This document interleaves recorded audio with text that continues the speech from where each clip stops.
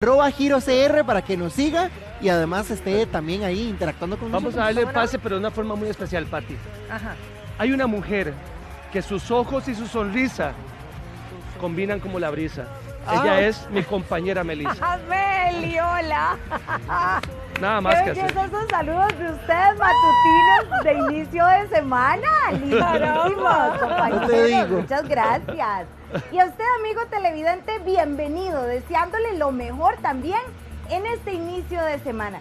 Permítame contarle que mucho se ha hablado acerca del ROP, de la manera en que le entregan a uno los recursos o no. Sin embargo, un paciente con cáncer interpuso un recurso ante la Sala Constitucional y logró que le entregaran el dinero completo en un solo bloque correspondiente al ROP.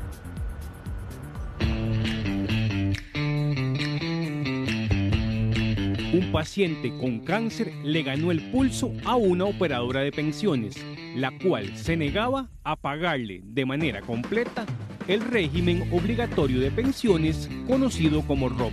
Si la persona enfrenta una situación de enfermedad terminal, entonces puede optar para que se le entregue la totalidad del ROP. El ciudadano, cuya identidad no trascendió, presentó un recurso de amparo, el cual fue aprobado por mayoría. Parte de la resolución de los magistrados indica lo siguiente.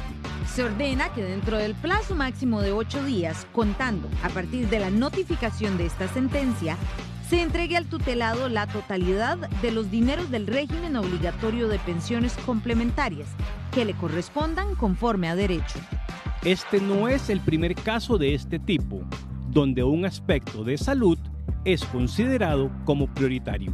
La ley no dice propiamente, no encasilla en cáncer o en cualquier otro tipo de enfermedad, simplemente dice enfermedad terminal. Han encontrado por medio de la Sala Constitucional la herramienta que les permite de manera más rápida y más accesible pues hacer valer sus derechos a la salud y acceder ya sea a los tratamientos, en este caso al ROP, ¿verdad? Todo sea siempre, ¿verdad?, en procura de su salud, de su bienestar y de su dignidad humana. La sala resolvió a favor tras comprobar que el paciente presentó toda la documentación idónea. La parte recurrente indicaba que había sido diagnosticado con mieloma múltiple, que es una enfermedad incurable con una expectativa de vida de 5 años. A raíz de lo anterior, inició las gestiones ante BN Vital para la evaluación de la totalidad de su ROP. Consultamos al Banco Nacional sobre este fallo e indicaron vía correo electrónico que aún BN Vital no ha sido notificado, por lo que no se puede hacer ninguna valoración al respecto. Agrega que el Banco Nacional no puede referirse sobre la existencia o no de otros casos similares en la actualidad.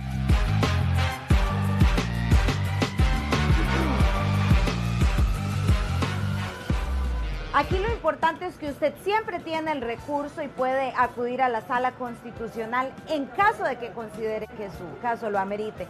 Ahora vamos hasta Cartago, atentos conductores, porque desde hoy 29 de enero y por los próximos 8 meses habrá desviaciones en taras por los arreglos que continúan en las vías. Esto fue un aviso que envió la oficina de prensa del Ministerio de Obras Públicas y Transportes. Según informó el MOB, la construcción de muros de contención en la rampa norte obligará a cerrar las vías. ¿Y cuál es el cierre de las vías que se aplicará? El retorno desde y hacia Ochomogo, tanto en el sentido de San José Taras y también Taras San José. Tome en cuenta que esta medida se va a aplicar las 24 horas del día. Muchísima paciencia y también mucha precaución en este sector de Taras y de La Lima, que algunas veces es un parqueo, lo sabemos, pero hay que tener paz. Ahora vamos hasta el Surquí, donde también se están haciendo reparaciones en la ruta 32. Esto es importante porque se aplica paso regulado en esta vía a partir de las 6 de la mañana. Esto estará hasta el 31 de enero y posiblemente después se realizarán también trabajos de reparación propiamente en el túnel. Se estará informando conforme correspondan los pasos regulados y cierres de vías, por si usted tiene que ir hacia la zona del Caribe, lo tenga muy presente. Pero bueno, ahora vamos a ir hasta la zona de Heredia, donde hay un lugar precioso para que usted pueda pasar el día con su familia y disfrutar estos últimos días de vacaciones. Hacemos contacto en directo con Diego Lobo de Finca Vikingos. Don Diego, muy buenos días. ¿Cuáles son esas atracciones que ofrecen ustedes en Finca Vikingos para los visitantes? Muy buenos días. En Finca Vikingos tenemos actividades para todas las edades y todas las personas, desde senderos que pueden realizar de 3 kilómetros, 6 kilómetros, que llegan a un mirador que ve todo el Valle Central, hasta actividades como lo son el team building para empresas, lo que son campamentos para chicos. Tenemos una actividad ahora para el 14 de febrero, lo que es para parejas o para amigos o que cualquier persona que está invitada, y actividades para los niños como lo son los Kids Nights, que son actividades desarrolladas para ellos para que puedan venir a pasar una tarde y una noche increíble con nosotros. Don Diego, ¿cómo está el tema con usted de horarios y si hay que reservar previamente? Nosotros abrimos todos los días del año, excepto el día martes. Abrimos de lo que es de 8 de la mañana a 5 de la tarde. No se ocupa reservación para venir. Contamos con un restaurante que abrimos fines de semana, que vendemos canastas de picnic y diferentes opciones de alimentación, que para eso sí recomendamos recomendación, pero lo pueden hacer por nuestro teléfono o por nuestras redes sociales. Don Diego, ¿y ese lago que tienen ustedes a la par? ¿Y es para caminar, para refrescarse, como con esta brisa de naturaleza y demás? ¿Se pesca o qué se hace por ahí en la zona donde usted está? En la zona en la que yo estoy, el lago que está atrás mío, pues tenemos varios pescaditos y tortugas que viven aquí. Sin embargo, lo que tenemos es un área verde muy amplia para que cuando puedan tener picnics y puedan reservar, puedan caminar y sentarse en nuestras mesas, en nuestras áreas verdes y disfrutar de un día como este tan bonito. También importante, las personas que quieran ir, por ejemplo, los días que no esté abierto el restaurante, ¿se puede llevar alguito de comida? ¿Cómo funciona esto? Nosotros, la parte de los picnics está abierto para en cualquier momento, entonces no hay ningún problema. Lo que abrimos fin de semana es el restaurante con comida a la carta, entonces en cualquier momento pueden pedir nuestro restaurante, no hay ningún problema. Y también hay espacios para acampar. Don Diego, igualmente, ¿cómo funciona el tema de camping en la finca? Para acampar nosotros tenemos la opción, tenemos cabinas que se pueden reservar por aparte. Y también, como dije, tenemos campamentos, opciones de ya sea reservar la cabina con actividades para que las personas puedan pues divertirse o hacer algo diferente. Muchísimas gracias, don Diego, por la información de este lugar tan bonito, una opción más para que usted pueda vacacionar en familia. Y ahora vamos con Charlene y Patricia, que no digan que no les doy recomendaciones de lugares para ir con los chiquillos. Bueno, y Estefanía, que ya es una muchachona, a pasear. Bueno, Mari, le ofrezco a mí misma, a Maricris Rodríguez, porque es que las cambiaron. Muchas gracias, Melisita, muy amable. Vean nada más la belleza de perritos que tenemos el día de hoy. Son los pastores ovejeros más tiernos del mundo. Son una raza muy obediente y además parecen unos peluches guapísimos. Y además de eso son muy tiernitos. Pero para eso tenemos a nuestro experto el día de hoy, Daniel Villalobos, que es el encargado de evacuarnos todas nuestras dudas acerca de esta raza y también es criador y adiestrador. Daniel, bienvenido. Muchas gracias por la invitación. Bueno, por ejemplo, esta raza que la vemos tan tierna, ¿es así realmente? Como un peluchito parece. Sí, es muy tierna, de hecho se usa mucho para lo que es terapia asistida. Que estén con otros niños, se llevan súper bien con los niños, no tienden a ser agresivos, pero siempre importante el cuidado que uno les dé y la educación que se les dé desde cachorro. Claro, ¿cuáles son las características así como más puntuales de esta raza? Para las personas que tal vez en casita se están preguntando, ¿podré yo tener un pastor ovejero o no? ¿Está dentro de mis posibilidades? Mira, lo primero es entender que ellos son perros de talla grande. Aquí donde los ven, estos dos niños tienen 2 meses y estos de aquí abajo tienen 3 meses. 2 meses, pesa 6 kilos. 2 meses y pesa 6 kilos. Los machos adultos andan alrededor de 50 kilos, entonces vas a tener un perro grande. Y la segunda característica de cuido es el pelo. Ellos, el pelo les crece mucho. Si vieron la famosa caricatura del coyote con el perro que cuida ovejas, es ese, entonces va a tener un pelo muy largo, entonces hay que estarlo cepillando unas 3 veces por semana. Claro, Mira, bueno, ya le gustó el collar. Dios mío, es como parte de los cuidados también. La alimentación, me estabas comentando antes de entrar en el vivo que ellos a veces, pueden comer bastante, depende del alimento, entonces también Correcto. con eso hay que tener un cuidado. Sí, nosotros, y esto no solo para esta raza, en general, como adiestrador uno recomienda que busquen el primer ingrediente que está detrás de la bolsa del alimento, que venga una carne. Res, pollo, salmón, pero que sea una carne. Ellos lo necesitan. Ahora uno se pregunta, son perros entonces que van a llegar a crecer bastante. Aquí tenemos puros bebés el día de hoy. Es que está inquieto, pero ¿cuánto llegan a crecer? Mira, en altura pueden variar bastante, pero puedes pensar a nivel, uno le llama a nivel de cruz, que viene siendo aquí en el lomo, más o menos unos 58 centímetros. 58 centímetros. ¿Y ellos aceptarán estar en un lugar, digamos, reducido, que no sea tan grande? Mira, sí, no tienen ningún problema. Ellos son perros de pastoreo pasivo. Quiere decir que son más de vigilancia cuando están en horas de trabajo, pero como son mascotas, el espacio no es necesariamente que sea grande. En apartamentos se llevan súper bien, pero sacarlos a pasear. Dani, y yo veo que son así bastante peluditos. ¿Hay algún tratamiento especial para el cabello, así para que esté la queratina? Okay. Mira, sí, para un cuidado especial tal vez. La queratina natural es el aceite de salmón o el aceite de coco. ¿Y uno se lo echa después del baño o todos los días? No, en la comida. ¿En la comida? En la comida. Para tener el cabello así bien brillante y bien hermoso. Exactamente. ¿Hay que estarlo cepillando? Sí, por lo menos cada 3 veces por semana. Pasarles el cepillo, o ya si la decisión tuya es mantenerle el pelito bajo, se pueden tener con pelo bajo. ¿Rapado? Mira, puede estar rapado. ¿En serio? Sí. No les da frío porque son peluditos, entonces... Los primeros días sí, vas a ver que buscan mucho la cobija y todo. Están ya después... acostumbrados ellos a tener una cobija interna. Sí, totalmente. ¿Cómo se llevan con los adultos mayores y con los niños? Mira, muy bien. Cuando son cachorros, hay que tenerlos vigilados, sobre todo con los adultos muy mayores, porque son muy activos. Pero conforme van creciendo, su característica de ser perros tranquilos, pasivos, hace que sean perros de compañía ideales para adultos mayores. Bueno, como todo cachorro, ¿verdad? Que pequeñito va a ser inquieto, es normal. Totalmente. Eso te iba a decir, son tequiosos. Sí. De chiquititos, pero ya de grandes se calman un poquito. Se calman. Sí, más o menos es como tener una alfombra que te va a seguir por toda la casa. Pero mira, ya yo los veo así bastante inquietos. Ellos quieren al papá, quieren la atención. La atención son muy demandantes, ¿o no? Mira, sí son demandantes, son perros que quieren estar donde estés vos. Son perros metiches. ¡Ay, cómo! Si pero es bonito porque, a ver, si tenemos un perrito en la casa pasa a ser parte de la familia, claro es lo que estábamos hablando, ¿verdad?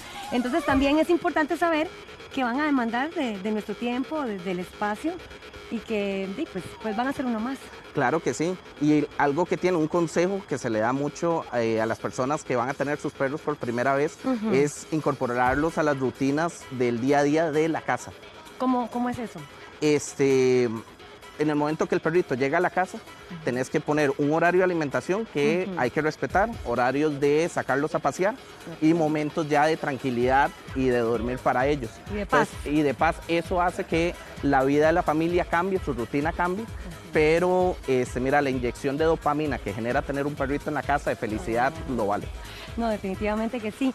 Y contanos, ya si las personas quieren a nivel de competencia, decir, bueno, yo tengo un pastor ovejero, quiero que pase a otro nivel, ¿verdad? Ajá. ¿Cómo es el asunto con todo este proceso? Mira, con el pastor ovejero, a diferencia de otras razas de pelo corto, el trabajo duro es el pelo. Tenés que tenerle el pelo impecable. A nivel de adiestramiento, a partir de los 4 meses tiene que empezar a llevar un adiestramiento de obediencia para que él sepa quedarse quieto, sepa acatar órdenes. En el momento que lo estás exhibiendo, se comporte de la mejor manera ante los jueces. ¿Y cuánto más o menos es este tiempo de adiestramiento? Mira, si a ver, te lo doy a vos, digamos, yo llego con el perro, te lo puedo dejar a vos unos meses. Un mes. Un mes, correcto. Y ya después de eso el perro está listo. Ya está listo, hay que seguirlo trabajando, pero está listo. Bueno, la verdad es que son perritos bastante inquietos, también chiquititos, muy tiernitos y aptos para una buena compañía, Dani. Claro que sí. Gracias por engalanarnos, porque de verdad que nos llenó de ternura aquí el jardín. Cosita más linda. ¿Este cuánto tiene? Este tiene 2 meses. 2 meses. Bueno, pues muchísimas gracias por toda esta información tan valiosa. La verdad es que nos llenó de dulzura este momento. Y vea, despida. Frijol, véalo aquí, enfóquemelo para que despida. Aquí va Maricris con esta imagen tan bonita. Pasamos con vos. Oh. Muchísimas gracias, Char. Y sí, estoy aquí con Daniel Fernández y Shirley Mora porque vamos a hablar de suculentas. Pero no para tener solamente en el interior de la casa, porque se imagina tener un jardín de suculentas. Eso es lo que vamos a hacer el día de hoy. Daniel, ¿cómo estás? Hola, mucho gusto. Acá tienes esta belleza y contame primero con esa que empezamos porque está divina. ¿Podemos tenerla en el exterior? Justamente esta planta está ahorita en ambiente exterior. Quiere decir que aguantó todo el invierno y ahorita está aguantando el verano en condiciones exteriores. Es una guerrera, entonces. Exactamente. Lo que tenemos que pensar con las suculentas a la hora de quererlas pasar al exterior es de hacer el cambio paulatino a más cantidad de sol. Muy bien. Podemos quemarlas muy fácilmente si hacemos un cambio muy drástico. ¿Esa que estábamos viendo cuál es? Esa se llama Echeveria hortensia. Echeveria hortensia, por si la quieren buscar. Ahora, por ejemplo, esta que está por acá que parece una lechuga está preciosa, pero ¿cómo podemos hacer para ir haciendo ese cambio? ¿Cuál es el proceso? Lo que debemos pensar es primero donde la vayamos a sembrar, el tema del sustrato. Él debe mantener espacios de aire, de drenaje y para que la raíz haga el proceso de aireación. Y el tema es con el sol, lo que debemos tener más cuidado. Hacer los cambios paulatinos, es decir, ir colocando las suculentas donde por horas cada vez le va dando más horas de luz hasta ya dejarla en el lugar. Por ejemplo, ¿en qué periodo de tiempo? Qué sé yo, quizás la tengo en sombra, pero la dejo una semana tal vez en una ventana. ¿Sería una semana el tiempo adecuado o cuánto tiempo? Sí, una semana sería bastante bien. Lo que quiero que entiendan es que, que las plantas, ellas se llegan y se ambientan al lugar donde las ponemos. Entonces, se van a enfrentar a un proceso de estrés, pero debemos dejarlas ahí donde las vamos a dejar para que se acostumbren en la piel. No podemos como que la quemé y la pasé otra vez para adentro. No se va a acostumbrar. Nunca se va a acostumbrar, sino es como hacer el proceso de aclimatar la planta a ese ambiente exterior. Ahora veamos, porque aquí hay un montón de opciones lindísimas. Esta particularmente es muy grande. Sí, el tema con las suculentas es que hay dentro de la misma familia plantas que se llegan a hacer con tamaños bastante grandes, como esos tipos que son gibifloras y echeverias, que logran tamaños bastante grandes, se adaptan a condiciones de bastante sol, condiciones de sequía, y con un buen sustrato también aguantan lo que es el invierno, entonces son bastante versátiles. Estas, por ejemplo, parecen una rosa. Se parece muchísimo. ¿Estos que están acá son los hijos? Justamente ella es como una planta mamá que ya está llena de hijos. Es la planta madre. Entonces, por ejemplo, si llega una amiga y me pide un hijito, le doy una de estas y se va a hacer así. Justamente, sí, el hijito sí, nada más de hacer el proceso de enraizamiento, ponerlo en un sustrato, pero exactamente así es como podría compartir. Veamos esto que tenemos por acá porque está muy lindo. Aquí hay diferentes especies de suculentas. ¿Qué tenemos que tener en cuenta a la hora de hacer precisamente un jardín como este? ¿Tienen que ser similares? Similares en sí no, sino como jugar con las texturas, que hay plantas más altas, otras más compactas, colores, y entonces es como jugar con ellos y hacer un ambiente atractivo. Vean qué curiosa esta porque es de colochos. Esa se llama Albuca spiralis, spiralis por la misma forma que hace la hoja, y ella hace como una cebollita abajo que por aquí podemos ver.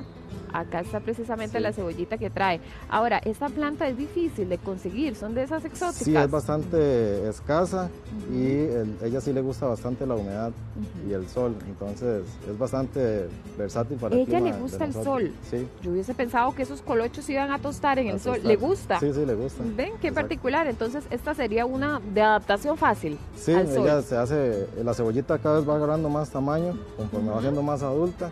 Y ella aguanta bastante agua y bastante sol. Esto que está por aquí es muy diferente, tiene como unos tallos muy gruesos, ¿o son las hojas? Esas son las hojas, en realidad la hoja tiene una mutuación, por decirlo así, que hace que la hoja se enrosque y ya por eso la hace mucho más atractiva para cualquier persona que quiera tenerla en el jardín.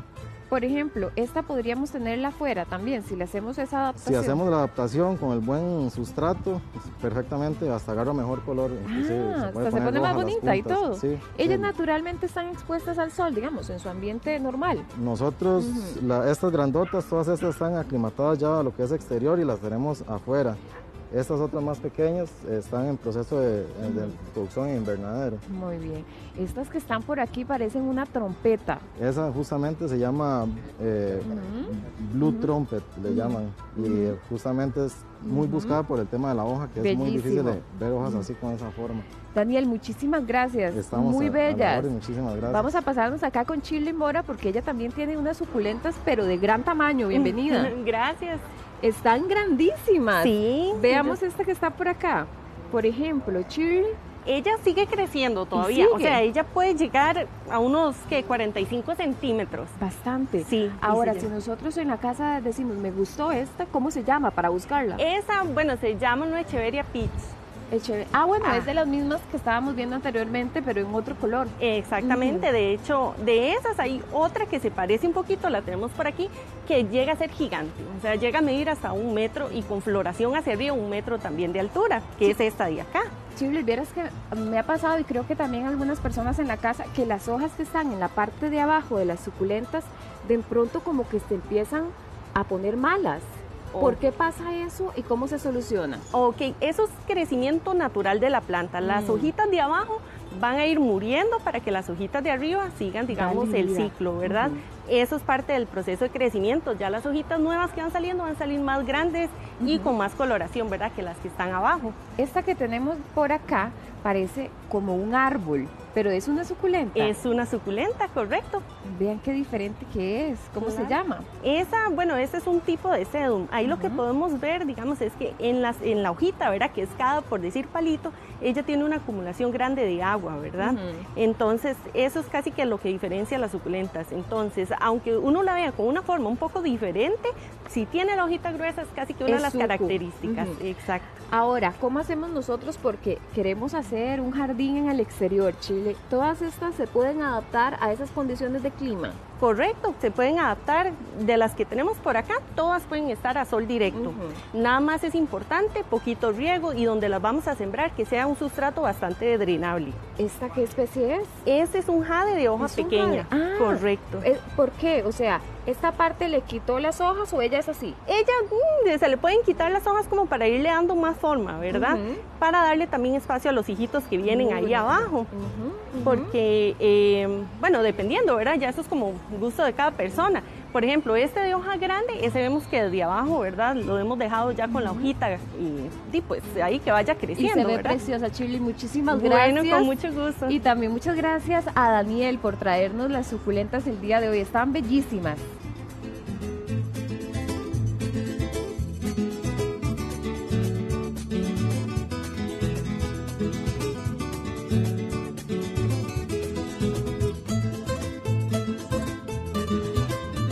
Hermosas, y hermosa es como queremos tener nuestra sangre, así en jaque y en el perfecto equilibrio. Pero lo cierto es que cuando tenemos ciertos trastornos, esto puede traer consecuencias en nuestros tejidos y en nuestros órganos. Y eso no solo revela a través de los síntomas que suframos, sino que también en los exámenes que nos manda el médico. Por eso hoy queremos entender qué pasa cuando se afectan, por ejemplo, los glóbulos blancos, los glóbulos rojos, las plaquetas, qué pasa en nuestro cuerpo y cómo le podemos ayudar, además, a volver a esos niveles óptimos. Hoy está con nosotros la doctora Elizabeth Mesa, justamente en este tema. Doctora, un placer tenerla en casa, muy buenos días. El placer es mío siempre estar en este programa y más que todo, Patri, y las personas que nos están viendo, ¿qué hacemos cuando nos llegan esos exámenes que viene hemoglobina, que viene glóbulos blancos, rojos, plaquetas y decimos, ¿y esto con qué se come? Porque la verdad, ¿verdad? Entonces el médico muchas veces, así seamos honestos, no tenemos tanto tiempito de explicarle al paciente y el paciente se va con una idea que dice, bueno, les sigo el consejo, pero es bueno informarnos qué son, para qué sirven y qué enfermedades podríamos tenerlos alterados y que ni cuenta nos estamos dando. Entonces, para eso vamos a hablar de toda esa fórmula roja, Patri. Por ejemplo, hablemos de los glóbulos rojos. ¿Qué pasa cuando de repente se nos bajan esos glóbulos rojos, ¿qué podríamos estar sintiendo? Y por favor, si ustedes tienen consultas alrededor de todo esto, lo que comentó la doctora, pueden hablarnos a través del Facebook Live, estamos conectados, pueden escribir sus consultas para que se evacúen de inmediato. Ahora glóbulos rojos, qué divino eso. ¿Por qué? Porque son tan importantes por el motivo y razón y circunstancia, porque transportan el oxígeno hacia los pulmones y lo que hace es que podamos respirar y botar ese dióxido de carbono que si lo tendríamos en nuestro cuerpo nos intoxicaríamos. Entonces vean qué importante ese glóbulo rojo y dirán, ¿pero qué forma el glóbulo rojo? La famosa hemoglobina, porque sé que ustedes están escuchando y han escuchado lo que es la hemoglobina. ¿Por qué? Porque muchas veces vemos los exámenes y el médico le dice, tienes hemoglobina baja. Anemia. Exacto, Patri. Y entonces, no solamente la anemia, damos una clasificación de anemia, pero ¿qué es lo que vamos a sentir? Piel totalmente fría, vamos a sentir la piel fría, con ese frío que aunque estemos en un calor, lo vamos a sentir. Vamos a sentir taquicardia, ¿qué significa eso?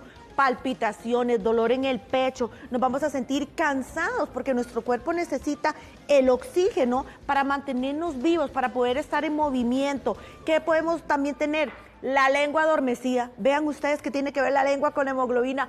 Claro que sí, cuando esa hemoglobina está baja, nos va a dar todos esos síntomas. Y qué importante es mantener al pendiente cuando empezamos a sentir esos síntomas. Lo primero que hay que hacernos es un examen de fórmula roja, así se llama, o un hemograma básico para poder determinar si realmente es la anemia u otras enfermedades. Ahora, doctora, hablamos de para qué sirven los glóbulos rojos, qué sintomatología podría haber, pero ¿por qué se bajan?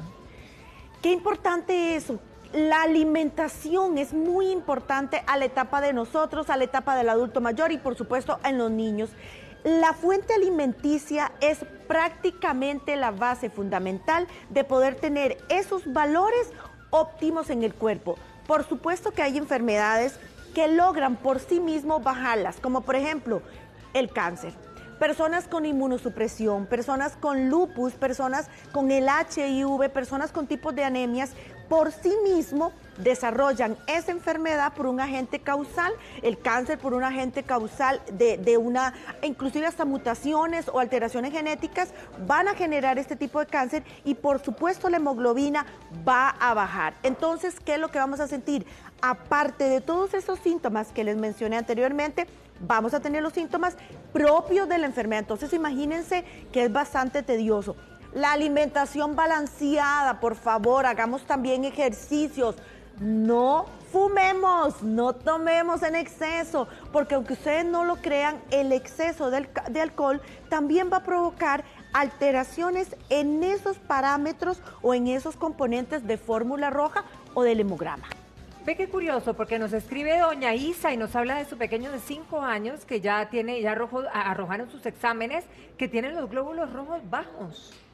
¿Qué podría hacer? ¿Qué podría darle? En ese caso, en un niño, aunque ustedes no lo crean y la mamá me diga, yo no creo que no sea verdad, mi niño come bien, se alimenta bien, pero ¿qué es lo que pasa? Seamos honestos, en esas edades son como un poco milindres, ¿verdad? De comer y que no quieren esto. ¿Qué es lo que nos da el aumento de esa hemoglobina para que ese oxígeno llegue totalmente a nuestros órganos? El hierro. ¿Y de dónde viene el hierro? De los frijolitos, de las lentejas, de los garbanzos, de la carne. Y díganme si no es cierto, ¿ustedes creen que esos niños menores de 5 años van a comerse un platico de lentejas con un hígado, que es lo máximo que podemos tener en cuanto a la parte del hierro? No les va a gustar. Entonces, en ese caso, mi amor, yo le aconsejo que sí es importante modificar ese patrón alimenticio.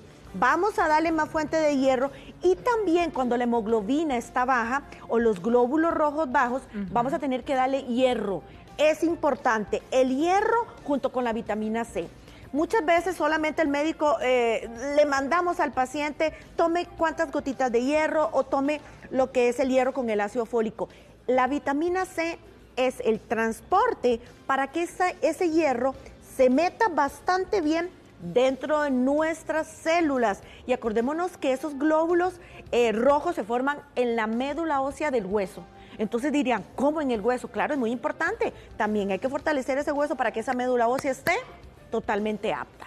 Rita nos dice claramente, ¿qué tomo para que mi hemoglobina esté bien?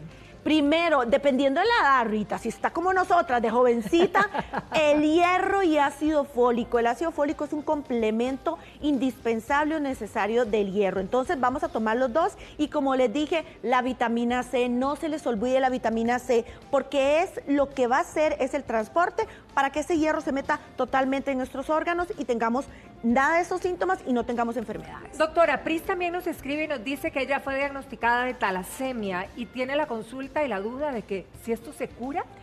Lamentablemente la talasemia no tiene tanto la cura, se tiene un manejo en el cual se le dan medicamentos y se le da control prácticamente cada 6 meses en el hospital, pero igual volvemos otra vez a lo mismo. Este tipo de enfermedades que por sí mismo su cuerpo las produce, no hay un agente causal, el cuerpo comienza a bajar esa hemoglobina. Acordémonos, por ejemplo, las mujeres embarazadas también, en el caso también de la talasemia. ¿Qué es lo que pasa? Por sí mismo el cuerpo la va bajando. Entonces no es que haya un agente causal, el mismo cuerpo empieza a bajar esa hemoglobina. ¿Qué es lo que tenemos que hacer? Una vez diagnosticada, tenemos que tomar un tratamiento y ese tratamiento prácticamente va a ser de por vida en el caso de la talasemia. Ahora, en el caso de Marjorie nos pregunta que si el dengue, porque tuvo dengue, le bajó la hemoglobina. ¡Las plaquetas! Que por qué baja y esto para conocimiento de todos, ¿cuál es la hemoglobina, el índice perfecto? Claro que sí. La hemoglobina, aquí en el caso cuando nos da dengue, lo que baja más que todo son las plaquetas. Es increíble, las plaquetas es como eso que evita que nos desangremos. ¿Por qué? Porque las plaquetas es igual un componente sanguíneo, igual de importante que la hemoglobina, igual que los glóbulos rojos, y ahorita vamos a hablar de los glóbulos blancos. Estos son importantes. Entonces, estas plaquetas lo que van a hacer es evitar que nosotros nos sangremos, que esa hemoglobina baje totalmente. Entonces, va a hacer que como que la sangre coagule. En el caso del dengue, lo que podemos dar, acuérdense que también hay un dengue hemorrágico, eso es lo que hay que tratar de evitar, que la sangre se arrale tanto, pongámoslo en estos términos, para que nos produzca hemorragias. Entonces, eso es lo que vamos a hacer, vamos a empezar a tomar igual el hierro, el ácido fólico y la vitamina C. Por lo general, cuando la persona ha tenido dengue, va a pasar unos 6 meses, después a 1 año, para que esos valores o componentes sanguíneos vuelvan a su normalidad. No se preocupe, pero sí los síntomas van a persistir por lo menos en unos 3 a 6 meses. Otra vez el hierro, el ácido fólico y la vitamina C, y comer adecuadamente. Tenemos a Mari que nos escribe, ella es sobreviviente de cáncer, tiene un 1/4 de riñón, ¿verdad? Y ella está con la hemoglobina precisamente muy baja. ¿Qué le pudiera recomendar? Bueno, en esos términos, realmente las personas que tienen este tipo de alteraciones o de enfermedades, la hemoglobina va a estar en unos valores prácticamente más bajos. ¿Cuáles son esos valores? Como Patri me preguntó, eso dependiendo de la edad. En los niños tienen un valor, en los adultos mayores y por lo general en las etapas de nosotras, de las edades entre 30 a 50 años. Tiene que estar arriba de 13, como entre 13 a 9. Muchos de los casos cuando baja 9 ya diagnosticado anemia. En este caso, las personas con cáncer van a manejar un periodo de 10 de hemoglobina o de glóbulos rojos. No hay por qué asustarnos tampoco, porque eso es propio de la enfermedad. ¿Qué es lo que tenemos que hacer? Lo mismo, vamos a tener que alimentarnos con alimentos, valga la redundancia, ricos en hierro, exceso de hierro. Hay productos naturales, como también necesitamos consumir los que son químicos, el hierro, el ácido fólico. Muchos de los tratamientos de cáncer, como la quimioterapia o la radioterapia, ¿qué es lo que hace la hemoglobina? Viene para abajo. ¿Qué es lo que hacen las plaquetas? Vienen para abajo. Entonces, eso es un proceso normal de las personas que están en recuperación del cáncer y los que tienen el periodo de cáncer. No podemos dejar que esa hemoglobina baje menos de 9, porque ya en muchos de los casos tenemos que hacer hasta transfusiones, que ese no es el caso que queremos en la persona. Ahora, ve, curioso, doctora, porque Marta nos escribe y nos dice que su esposo más bien tiene las plaquetas sumamente altas. Esto, ¿qué puede ser? Y si hay que corregirlo o estamos cubiertos. ¿Qué es lo que pasa? Recordémonos que el cuerpo es tan increíblemente equilibrado y es inteligentísimo que nada tiene que estar en exceso, ni alto ni bajo. Las plaquetas, como lo dije anteriormente, son aquellas partículas o componentes igual de la sangre que lo que evita es que nos desangremos. Entonces, qué importante, ¿verdad? Tenemos que mantenerlas en un valor entre 150 o 140 a 450. En el caso del marido de la televidente, las tiene alta. Trombocitemia tampoco es bueno. ¿Qué es lo que pasa ahí? Que esos coágulos sanguíneos se forman de tal manera que pueden obstruir el paso de la sangre y no irrigar prácticamente el órgano. Acordémonos que la sangre va por las arterias. Esa sangre irriga los órganos importantes, todos, riñón, corazón, cerebro, es algo perfecto. ¿Qué es lo que pasa si yo tengo un exceso de plaquetas? Van a estar siempre así, en grumitos, en coágulos, y no va a pasar la sangre. ¿Y qué pasa con ese órgano? Comienza a morir porque no le está llegando oxígeno, nutrientes, y no le está llegando el riego sanguíneo, que es lo que lleva la sangre. Entonces, sí hay que tomar un tratamiento. Por lo general se lleva a hematología, que es el centro en la parte de salud, que es lo que hace la regulación de este tipo de alteraciones. ¿Cómo le podemos ayudar, doctora, a Laura? Porque a ella le operaron por cáncer de tiroides, le mandaron hierro después de la cirugía, pero no hay manera que le suba esa hemoglobina. ¿Qué es lo que vamos a hacer? Claro, trastornos tiroideos conllevan anemia. Vean ustedes qué increíble. Hipotiroidismo, uy, yo ando con todos los síntomas propios, cansancio, mi piel fría, las uñas quebradizas, mi cabello se cae, y muchas veces no tenemos el diagnóstico de tiroides y le decimos a la persona, ¿usted tiene anemia? Claro que sí, pero tiene anemia a consecuencia de un trastorno como el hipotiroidismo. ¿Qué es lo que tenemos que hacer? Primero tiene que estar esa glándula tiroides adecuada. ¿Qué significa adecuada? Tiene que tener un tratamiento óptimo para que esa glándula se adecue. Obviamente, al adecuarse esa glándula tiroidea, yo necesito mejorar esa anemia, pero al mejorar la tiroides, mejora la anemia. Y lo mismo, tenemos que tener hierro y ácido fólico. Muchos de los casos de la vía oral, que es eso, que nos mandan pastillitas una por día, no es suficiente. Entonces, ¿qué tenemos que hacer? Meter el hierro por esa nalguita, que no nos gusta y es doloroso, pero sí, tenemos que hacerlo por un periodo de meses y alimentarse correctamente. A mí me encanta esa parte. Hay que alimentarnos y buscar productos naturales que suben la hemoglobina. Ahora que dice, ¿verdad? Por la nalguita, porque entonces uno hace referencia a bebé y hablamos de Yaos, porque ella está haciendo precisamente la consulta de su pequeñín. Dice que desde los 2 años tuvo anemia, 6 meses sigue teniendo anemia y el hierro no le ha ayudado. Yo no diría, ¿verdad? El bebé tiene 6 meses, desde los 2 meses. Mami, no se preocupe. Ay, eso es la Dios. verdad. Pero hay que preocuparse en el sentido positivo. Los niños son, ya le digo, en esas edades de 2 a 6 meses, antes de los 6 meses, la lactancia materna es la fuente principal. Entonces ahí hay que regañar a esa mamita. ¿Qué estamos comiendo, mamá? Porque también todo lo que le pasemos al bebé por medio de la lactancia materna es lo que bebito va a tener. Pero es muy común, no se me asuste, gotitas.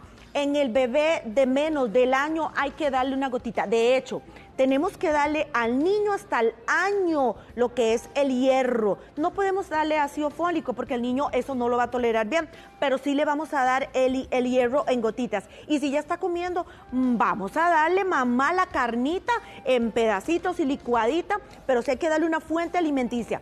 No podemos quedarnos después de los 6 meses solo con esas papillitas, no, ya vamos a darle frijolitos, ya vamos a darle arrocito, porque son fuentes alimenticias.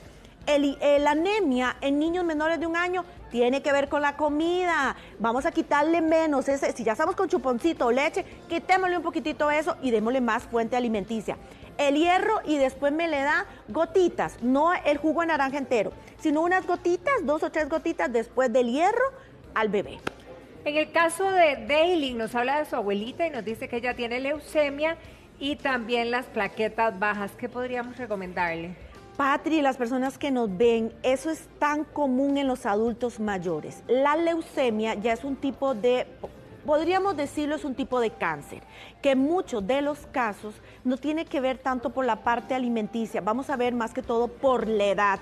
La hemoglobina va bajando por los años, los glóbulos rojos, que son los que obviamente nos llevan ese transporte, va bajando. E inclusive nuestro sistema inmunológico, que son los glóbulos blancos, que son muy importantes.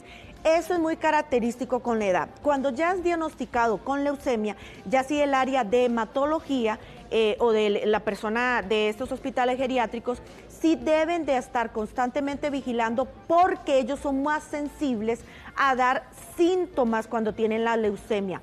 No es que vayan a fallecer específicamente por la parte de la leucemia, sino por la parte del oxígeno, que es menos a nivel de los órganos. Entonces, tenemos daño a nivel cardíaco, tenemos daño a nivel del riñón, a nivel del hígado. Entonces, esas son las consecuencias que nos pueden conllevar a que ese adulto mayor, obviamente, fallezca. No es tanto la leucemia.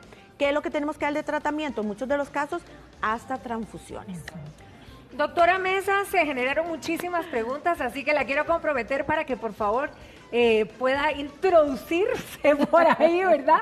Y contestar todas nuestras consultas de nuestros amigos televidentes. Yo feliz y encantada siempre de estar aquí, de contestarle a todos ustedes, pero sí es importante, comamos saludable, vamos, hagamos ejercicios. Y esta parte alimenticia es un suplemento, un coayudante a tener un estilo de vida bonito. Y sonrían, porque también las palequetas siguen sonriendo, ¿verdad que sí, Patri? Y es gratis. Y es gratis. Continuamos, Ítalo. Así es, sonreírle a la vida. Y es que tal vez cuando usted va donde un especialista de la salud, una de las preguntas claves es, ¿cuánto está pesando? Y es que la relación entre el peso y las enfermedades van de la mano. Tal vez usted tenga unos kilitos de más y usted dice, es que ¿por qué no puedo bajarlos? Hoy tenemos un especialista en peso, Roberto Arce Campos, que está con nosotros. Don Roberto, bienvenido. Muchas gracias.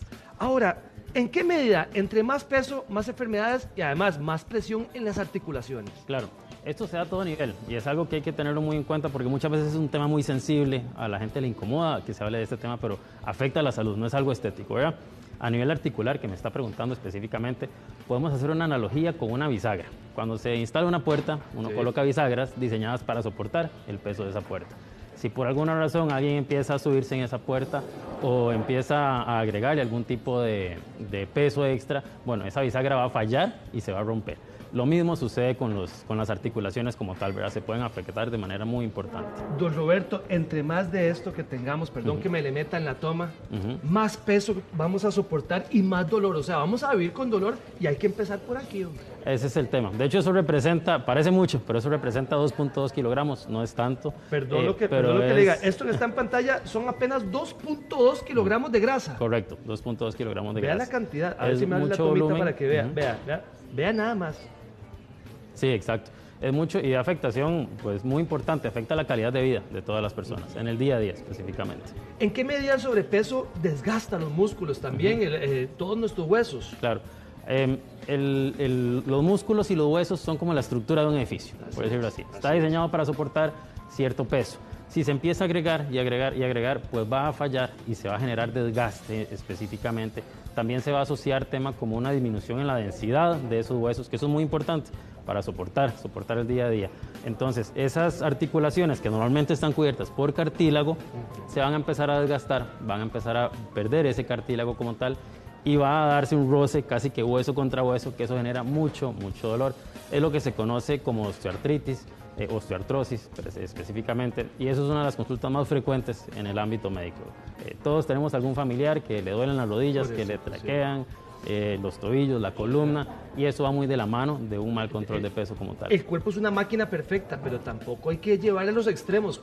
¿Cuánto puede aguantar en peso una articulación cuando ya estamos en un tiempo de obesidad o sobrepeso? Ok, no hay un número exacto, no es como que la articulación aguanta tal número específico y ya. Exacto. Entonces, se estiman, por ejemplo, las articulaciones que soportan la mayor cantidad de peso, que ahí entra rodilla, cadera y zona lumbar, por ejemplo, aguantan del 2 a 4 veces más el peso de esa persona. Entonces, podrán imaginarse, por ejemplo, una persona con 100 kilogramos, que es un peso frecuente en nuestra sociedad, subiendo cuestas, va a estar poniendo 400 kilogramos sobre esa cadera. Escaleras. En un día no hay problema, pero si eso se extiende por años de años, pues va a generar desgaste, va a lesionar ese cartílago, va a predisponer a que se lesionen las articulaciones. Y por supuesto, eso desencadena mucho dolor y da muchos problemas de movilidad en la persona. Don Roberto, específicamente la rodilla, porque siempre uno dice, hay una rodilla que me duele más que la otra. Ese es el peso que estamos haciendo de un lado. Sí, correcto. Y en la rodilla, bueno, aquí tenemos unos modelos que podemos observar, donde se ve una rodilla normal y una ya con un poquito más de desgaste. En algunas zonas podría incluso hasta desprenderse el tema del cartílago como tal, ¿ven? Entonces, imagínense lo que es tener una articulación sin cartílago, donde esté pegando hueso con hueso. Eso genera mucho dolor. Aparte se generan osteofitos, por ejemplo, que es que se empieza a degradar un poquitito el hueso a los lados. Entonces, eso genera que la persona en el día a día no pueda pues, realizar labores pues, básicas, ¿verdad? Como salir a caminar, por ejemplo, ir a pasear, ya es todo un tema.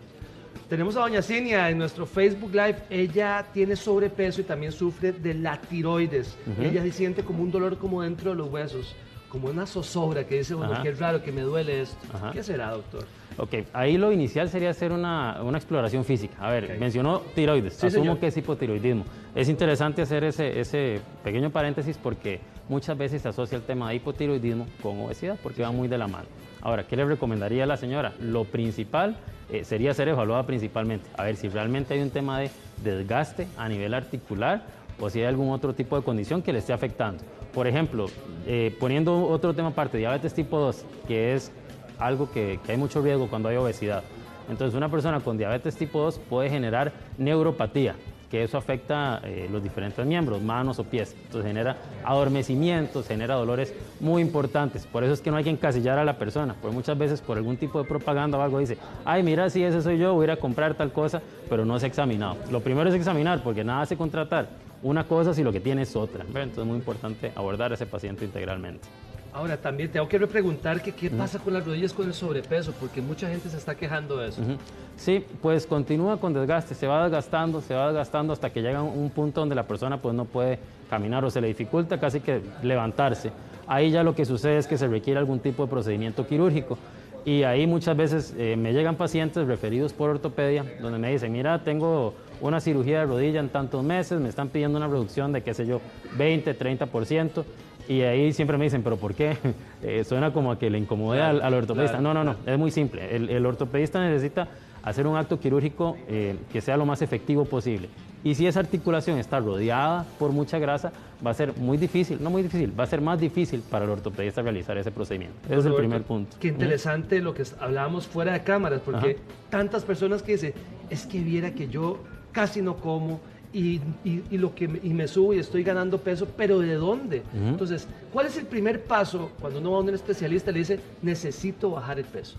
Ok, lo primero es ver qué está pasando, porque muchas veces la persona sí, de hecho es muy frecuente que me diga, como perfecto, hago ejercicio y todo está perfecto. ¿Qué es lo que está pasando con Pero mi cuerpo? donde uno ya empieza a irse un poquito más a fondo, no es real. A ver, no está comiendo perfecto, tal vez en las comidas principales sí, pero entre comidas por ansiedad o por estrés pasa picando, o en la hora del café, en el trabajo, le dan de todo y se consume un montón de cosas, consume mucho alimento. También hay que ver otras opciones de condiciones asociadas, como por ejemplo lo es la diabetes tipo 2, que eso reduce el metabolismo, o el hipotiroidismo, que acaba de decir la señora, que es muy frecuente, principalmente en mujeres es muy frecuente el hipotiroidismo, que reduce la tasa metabólica. Eso quiere decir que la persona va a gastar menos energía en el día a día. Si gasta menos energía, es más fácil que acumule tejido graso. Entonces eso debe ser tratado. Qué interesante lo que hablamos de doña Bernardita, que está con nosotros en nuestro Facebook Live. Ella tiene sobrepeso, pero también sufre de vértigo. ¿Tiene alguna relación directa, doctor? A ver, por sobrepeso específicamente no, pero sí podría haber alguna asociación ahí como que secundaria, por decirlo así, por alguna otra condición médica asociada. ¿Qué debe hacer? Primero revisarse. A ver, si tiene episodios de mareo, puede incluso hasta hacer que tenga cerumen en oído. Entonces yo no puedo decirle, mira, de fijo es tal situación. No, primero hay que revisar y ver que no haya obstrucción por cerumen en oídos, ni que esté con algún otro tipo de condición. Puede que sea vértigo como tal y que no esté asociado al tema de obesidad perfectamente. Doña Cela, vieras que con la menopausia le está costando mucho bajar de peso. Entonces dice, por favor, que ella se cuida, va al gimnasio y todo, pero le cuesta montones. Y que le duelen las articulaciones también. Vea que va a ser. Eso es un punto importante, el tema hormonal es importante. Entre hay una mayor edad, es más difícil dar una activación metabólica, por decirlo así, y es más difícil dar una reducción de peso. También, si la articulación ya está dañada, pues hay ciertos fármacos que uno puede utilizar para tratar de mejorar esas molestias, pero hay puntos donde ya no es reversible. Por ejemplo, si un paciente me dice, no, es que el ortopedista me dijo que ya soy de reemplazo. Bueno, si ya es de reemplazo, ya es de reemplazo. Ya es ¿verdad? otra cosa. No hay, le voy a ayudar en su estilo de vida, en su día a día, pero no es como que va a recuperar esa articulación. A estas personas que están entrando a esta premenopausia o perimenopausia o menopausia, ¿tiene que tener algún tipo de cuidado con sus hormonas, suplementación? ¿Qué tiene que hacer? Pues mantener un control médico adecuado. Okay. Ahora, en lo que me está preguntando, suplementación, en relación a metabolismo y a manejo de obesidad, la que más frecuentemente se ve afectada es la vitamina D. De hecho, yo eso lo pido dentro de mi panel de laboratorio muy frecuentemente. Yo diría que en personas con obesidad más del 60-70% de los pacientes tienen bajos niveles de vitamina D y eso se puede suplementar sin mayor problema. No hay ningún problema. Dos pastillitas al día, o dónde podemos encontrar esa vitamina D para empezar a meterle también, doctor. Hay varias presentaciones, hay de hecho pastillas que son una vez al mes, hay algunos frasquitos que es una vez cada semana, depende del paciente y depende de qué tanta insuficiencia o deficiencia tenga esa vitamina.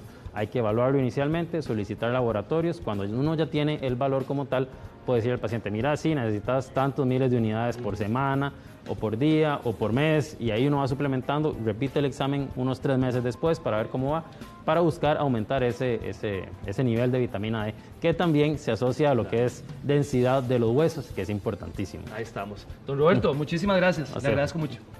Rafa.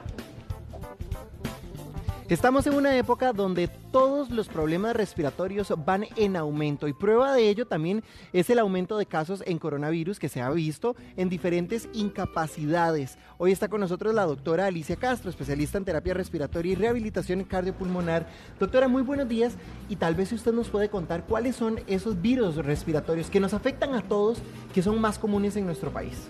Bueno, muy buenos días, muchas gracias. En realidad acá en Costa Rica los más comunes según la Caja Costarricense de Seguro Social, ¿verdad? Son la rinitis, sinusitis y bronquitis. Alicia, ¿y cuáles son esos causantes? Bueno, hay factores, hay muchísimos factores que nos pueden causar, ¿verdad?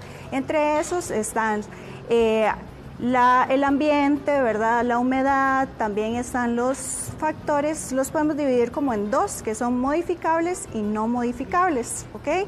Entonces, los no modificables son como por decir la edad, ¿verdad? Que no la podemos modificar, también la genética, por ejemplo, los niños que los padres son asmáticos, que los abuelitos son asmáticos, esas enfermedades crónicas también que traemos como de herencia, ¿verdad? Esos son no modificables. También el lugar donde vivimos acá en Costa Rica es muy húmedo, entonces es un factor no modificable. Hay otros que son modificables, o sea que nosotros podemos manipular, por ejemplo el peso, ¿verdad? Es algo que podemos modificar, que podemos decir, bueno, no, vamos a comer mejor, vamos a hacer ejercicio, nos vamos a mantener saludables, una dieta saludable, entonces esos son factores modificables. También, por ejemplo, el ambiente que podemos regular, que podemos decir que en nuestro cuarto, nuestra habitación, vamos a mantenerlo limpio, vamos a utilizar, digamos, pañitos húmedos para limpiar, no vamos a barrer, el polvo, estas cosas, sí, eso sí lo podemos modificar. También otros aspectos como son el uso de mascarilla, digamos ahorita, ¿verdad? Que ahorita que hay tantos virus respiratorios, que ahorita que hay todo esto en el ambiente, sí es importante utilizar mascarilla, lavado de manos y estas cosas. Para cuidarnos más. Doctora, todos somos diferentes y por ende todos los síntomas nos van a dar de manera distinta según vaya a reaccionar nuestro cuerpo. Pero ¿cuáles son esos síntomas más comunes, digamos, en las enfermedades respiratorias? Bueno, los más comunes van a ser la nariz trancada, ¿verdad? Que siempre esa congestión nasal, dolor de cabeza, opresión en la frente, en los pómulos, inclusive en esta parte de las encías también. Vamos a tener también como dolor de oído, dolor de garganta, tos también es uno de los síntomas más comunes, ¿verdad? La tos flemosa, que es esa tos productiva, o la tos seca, que es cuando decimos como esa opresión en el pecho, ¿verdad? Esos son síntomas muy comunes. ¿Qué medidas podemos tomar, doctora?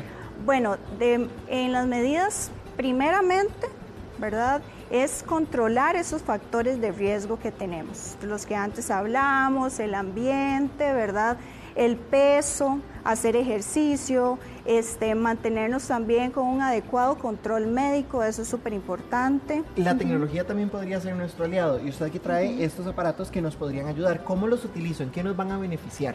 Claro, estos aparatos son para regular la humedad. En Costa Rica se dice que en la época seca de un 60 a un 65% tenemos de humedad en época seca. Ahora, en época lluviosa de un 80 hasta un 85%.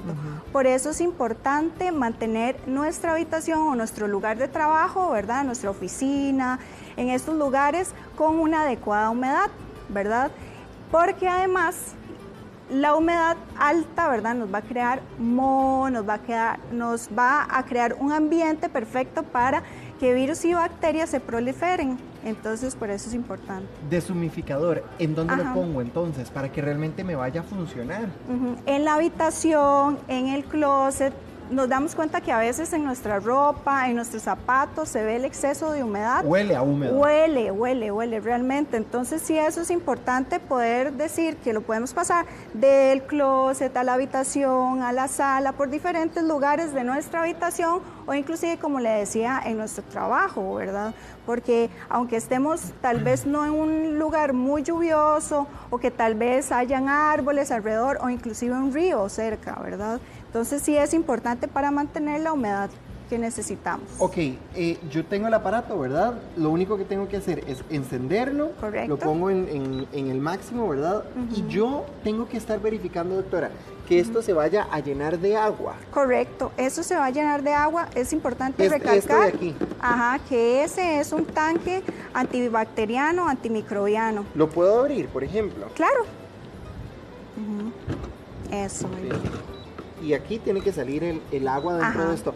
Exacto. Entonces, esta agua que se recolecta, doctora, es el agua de la habitación que tiene esa humedad, que a veces hasta incluso salen hongos de las paredes de la cantidad de humedad concentrada en una sola habitación. Es cierto, es importante poder estar moviendo los muebles, las camas, estar verificando que en las paredes no haya ese exceso de humedad y esto nos va a controlar completamente ese tema. Acá lo podemos modificar, ¿verdad? El 40, 50, 60, hasta 70%. No va a ser lo mismo alguien que viva en Limón o en Guapiles, que es muy húmedo, ¿verdad? A una persona que, por ejemplo, viva en una zona más caliente como Alajuela. Correcto. En donde se coloca según el lugar donde vivo, según lo cerrado que esté la habitación, porque tenemos desde el 40 hasta el 70%. Lo recomendable es ponerlo en un 50% para iniciar. Aquí. Y ahí nos vamos a dar cuenta cuánta agua va a extraer, ¿verdad? Esto tiene un tanque hasta de 20 litros, o sea, es bastante la cantidad de agua. Entonces, primero nos vamos a ponerlo en 50% como para poder valorar realmente si sale mucha agua o no. Y ahí irlo aumentando. Doctora, muchísimas gracias por acompañarnos esta mañana, muy amable. Con mucho gusto. Bien, nosotros vamos a una pausa comercial, pero no se despegue porque al volver nuestro abogado le va a dar las recomendaciones de cómo hacer para exonerar los impuestos. ¿Qué se tiene que hacer? Al volver se lo contamos. Regresamos con Giros.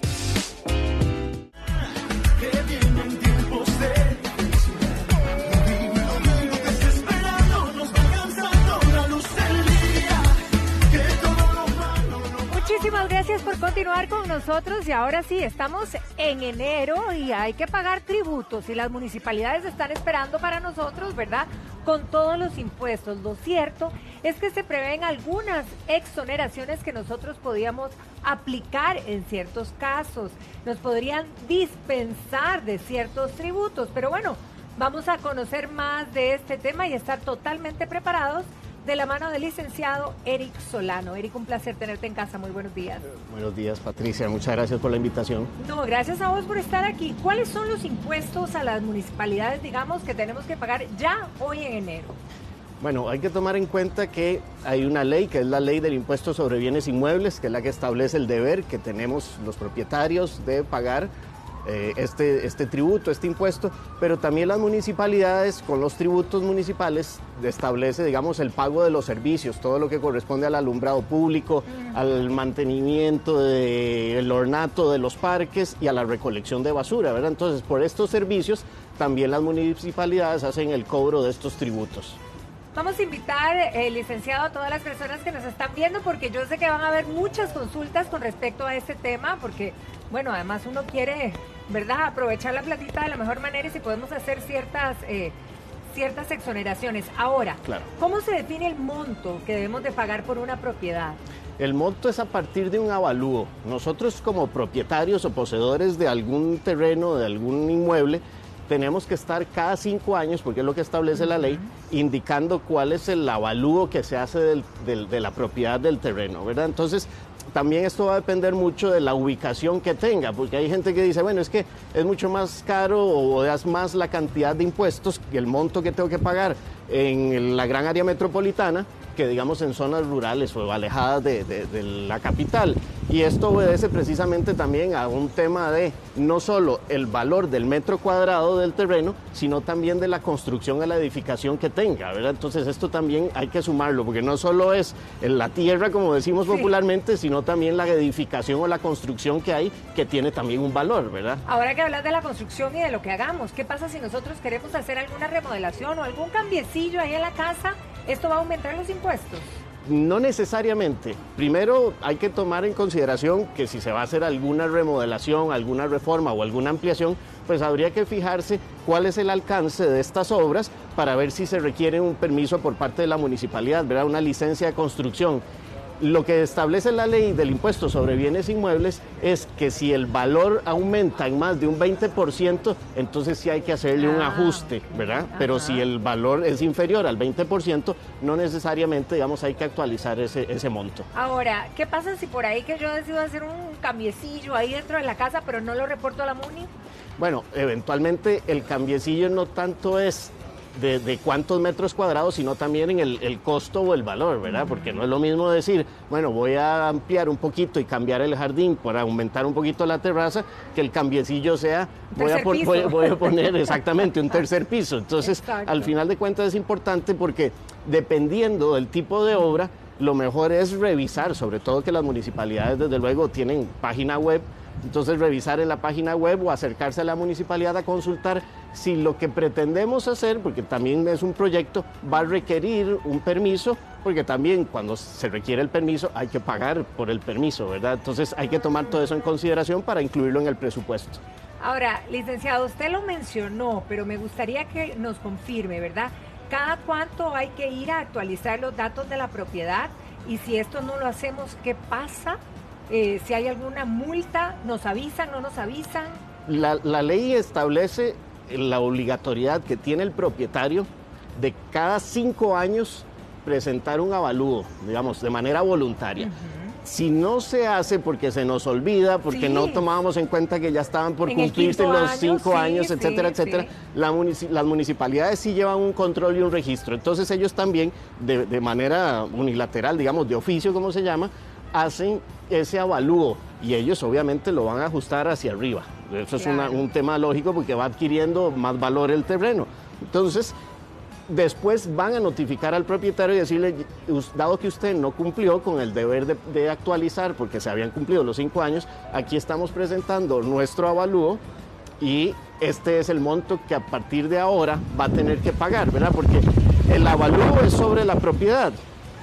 Y con base en esto es que se establece el impuesto sobre bienes inmuebles, porque el impuesto de bienes inmuebles es el 0.25% del monto del avalúo. Híjole. Ahora, nos está escribiendo Gretel y nos dice que ella adquirió una propiedad hace como 20 años. La verdad es que nunca la inscribió hasta hace como 5 años porque querían segregarla, pero claro, la pila de impuestos que se le vino de lo que tiene que pagar es tremenda.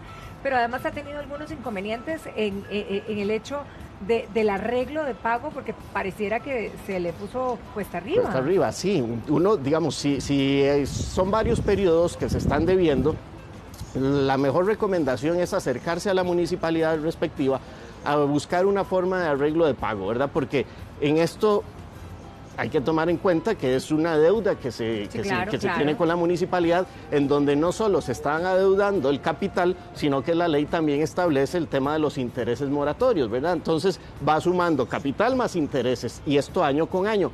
Incluso la municipalidad, por ley, puede emitir, digamos, una solicitud de cobro para judicializarlo, o sea, para ir a la vía judicial, ¿verdad? Un juicio para que se pague. Y además tiene la capacidad de tener prioridad a la hora de hacer un embargo. Entonces tenemos que tener en claro, y si el tema es complicado, pues acercarse a la municipalidad para demostrar buena fe y ver cuál es el monto que también uno está en la capacidad de enfrentar, ¿verdad? Exactamente, claro, para poner en un control de pagos con un cronograma.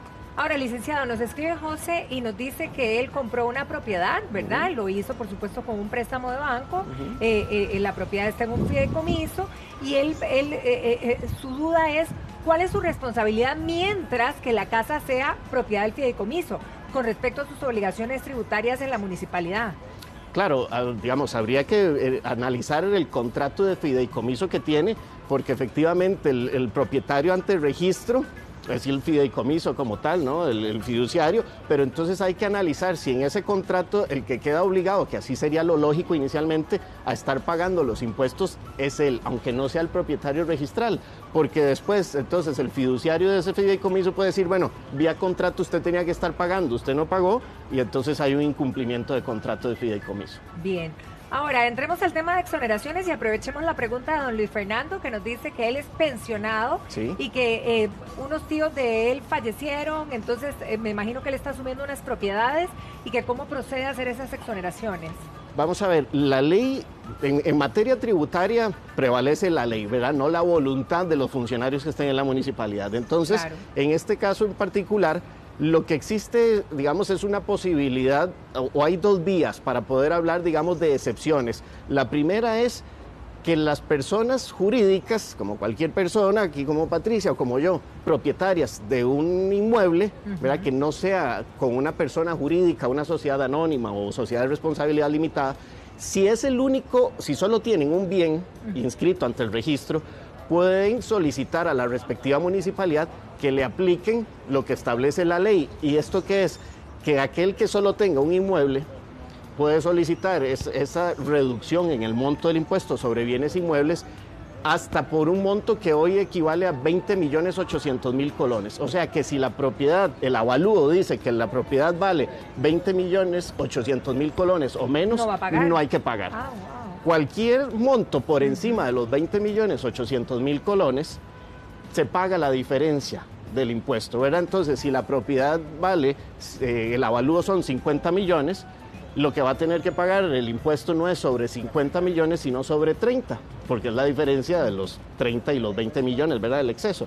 La otra es que las municipalidades están facultadas, es una posibilidad que tienen, de acuerdo con la ley del impuesto sobre bienes inmuebles, de hacer una especie de descuento, para llamarlo de alguna manera más entendible, que va como máximo con la tasa básica pasiva del Banco Central. O sea que si uno paga ahora todo el año, el 2024 de impuestos, las municipalidades, más o menos con el promedio que tienen este mes de enero, la tasa básica pasiva del Banco Central es un descuento alrededor del 5%.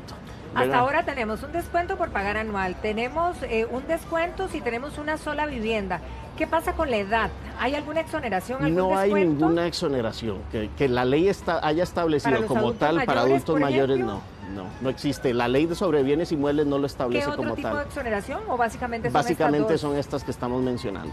Ahora, porque por ahí también había un televidente amigo que nos preguntaba, bueno, yo de rebote me pusieron de dueño de un lote que ni soy dueño, entonces ¿valdría la pena más, digamos, que cayera en manos de los que son los dueños para él poder obtener ese descuento? Correcto, porque incluso hay muchísimos casos en que, digamos, se hace la venta de la propiedad, del terreno, ¿verdad? Entonces se le vende el lote a un amigo, a un vecino o incluso hasta a un desconocido, pero no se inscribe ese traspaso, no se establece de manera adecuada y oportuna, y esto conlleva un inconveniente porque ese propietario que va a seguir apareciendo en el registro, aunque ya no sea el que está en posesión del inmueble, va a seguir siendo el responsable, ¿verdad? Entonces, por decirlo de alguna manera, si sigue siendo el propietario, ese impuesto lo va a seguir, entre comillas, persiguiendo hasta tanto no se dé el cambio de propietarios. Por eso es importante que si se vende o si ustedes compran, efectivamente garanticen que ante el registro de la propiedad se haya hecho el traspaso y quede acreditado el traspaso, porque si no, dentro de 3 años los van a buscar por un terreno que vendieron hace 3 años y le van a decir,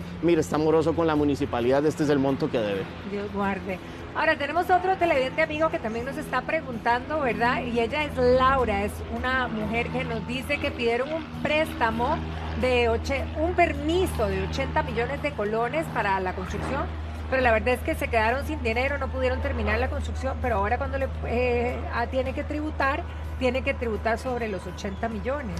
Claro, ahí entonces habría que ir a la municipalidad y demostrar que el permiso se solicitó para construir por un valor de 80 millones, pero si a hoy lo que se ha logrado ejecutar es por 20 o 30 millones, ¿verdad? O sea, una cuarta parte, un poco más, pues entonces poder demostrarle a la municipalidad hasta dónde se logró avanzar, para que entonces el avalúo no sea con base en los 80 millones que era el permiso, sino con lo que efectivamente se logró avanzar, ¿verdad? Para que sea proporcional.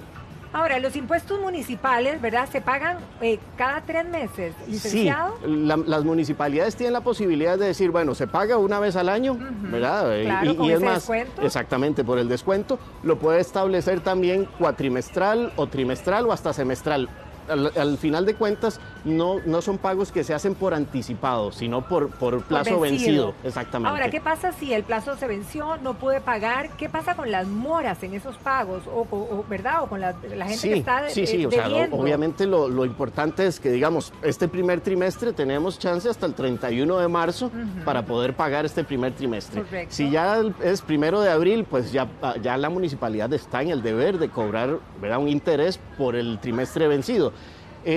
Por eso lo decíamos antes, o sea, en primer lugar, como unas finanzas sanas para evitar eso. Ahora, si es una situación extraordinaria, yo siempre lo que aconsejo es acercarse a la municipalidad a plantear el caso específico, porque puede ser precisamente una condición extraordinaria, claro, para evitar que se vaya acumulando esto. Ahora, más allá de los intereses que nos cobre un moratorio, digamos, en una deuda, ¿hay alguna consecuencia mayor o podríamos estar debiendo un año en impuestos de bienes inmuebles en la MUNI? Se van acumulando. El problema es que tarde o temprano la municipalidad está en la posibilidad de decir, bueno, dado que usted no ha pagado y allá el monto es, digamos, relativamente considerable, puede ir a la vía judicial y solicitar el embargo de la propiedad para que se remate y con el monto del remate de la propiedad poder recuperar lo que se le estaba debiendo en impuestos, ¿verdad? Entonces, por eso, antes de llegar a ese extremo de que ya se vaya a proceder a un remate, un embargo y un remate, pues buscar la forma de lograr un acuerdo de pago con la municipalidad. Aquí hay una situación bien curiosa, ¿verdad? Y que Gretel quiere ver qué puede resolver, porque dice que ella está tratando de ir a pagar el bien que me imagino está habitando ella, pero no está a nombre de ella. Ella quiere hacer un arreglo de pago porque ya tiene una deuda ahí pendiente, pero dice que por no ser ella la dueña de la propiedad, no le quieren hacer el arreglo de pago. En realidad, digamos, ahí habría que analizar, porque las municipalidades, de acuerdo con la ley, digamos, indistintamente quién vaya a pagar, el dinero, exactamente, no, pero es que la ley incluso dice, bueno, si yo soy el propietario, pero le estoy alquilando a Patricia y Patricia no quiere que el día de mañana lleguen a decirle, mire, esta propiedad se embargó, Patricia puede ir a pagar los impuestos de mi propiedad y después Patricia me los cobra a mí, ¿verdad? Pero por lo menos ya estamos tranquilos con la municipalidad y eso lo permite la ley, lo establece, ¿verdad? Que un tercero pueda pagar. Ok, bueno, entonces debería de ir ella, ¿verdad? Correcto, correcto, y decir, vengo a ponerme al día con los impuestos de este terreno y después ya ella, digamos, se entiende con la persona que propietaria. quizá pida que alguien de mayor rango la atienda para a lo mejor poder llegar a un poder arreglo hacer eso porque está en la ley. Y Ania nos dice que ella tenía 2 terrenos o 2 propiedades, ¿verdad? Una de las propiedades las vendió, la otra sigue siendo dueña, pero resulta que de las 2 le están cobrando los impuestos a ella. Bueno, tendría que ir entonces con una copia de la escritura, pero sobre todo con la certificación del registro de la propiedad para presentarlo a la municipalidad y decirles, mira, a partir de tal fecha, por poner un ejemplo, desde el 14 de octubre del 2023, quedó inscrito el traspaso ante el registro de la propiedad. A veces entonces se demora mucho, ¿verdad? Es que más o menos bien hecho el traspaso no debe tardar más allá de 3-4 semanas. Ah, no, muy rápido. Sí, es bastante rápido. Entonces, por eso, lo que se puede demorar es ese control cruzado que tienen las municipalidades con el registro, ¿verdad? Entonces, tal vez algo, exactamente. Entonces, lo importante es, la que está a nombre de ella, pues en esa, ¿verdad? No pasa nada. Sigue a pagar. Pero la otra, poder acreditar quién es el nuevo propietario, a quién le vendió. para que efectivamente a ella, a título personal, ya no tenga esa deuda por las dos, sino solo por la que ella sigue siendo porque propietaria. Después tener ese tipo de deudas nos perjudica en algunos trámites, Correcto. ¿verdad? Ahora, Santos nos pregunta que hasta cuándo hay tiempo si uno quiere hacer efectiva una exoneración. Por lo general las municipalidades lo establecen en el mes de enero, o sea, hasta pasado mañana, ¿verdad? Que es miércoles 31 de enero. Ay, sí, es Entonces, cierto. Sí, o sea, ya nos quedan hoy y 2 días más para poder aplicar esto, porque las municipalidades lo que también tienen un interés, y por eso ese beneficio para los contribuyentes, es en el primer mes poder recaudar la mayor cantidad de recursos posibles para ejecutar sus presupuestos el resto del año. Licenciado, el descuento, digamos, por una sola vivienda, si no lo solicita también ahorita, ya lo pierde. No, ese se puede solicitar en cualquier momento. ¿Verdad? Tranquilos. Sí, tranquilos con ese. Todo el primer trimestre. Lo importante es, porque eso no lo hacen las municipalidades en automático. Entonces es ir y establecer de manera clara cuál es, ¿verdad?, la propiedad, y decirle a la municipalidad, esta es la única propiedad que tengo. Ana Lorena nos escribe y nos dice que ella la casa se la tienen embargada, entonces un banco por supuesto, y entonces la pregunta es, ¿qué pasa con los impuestos?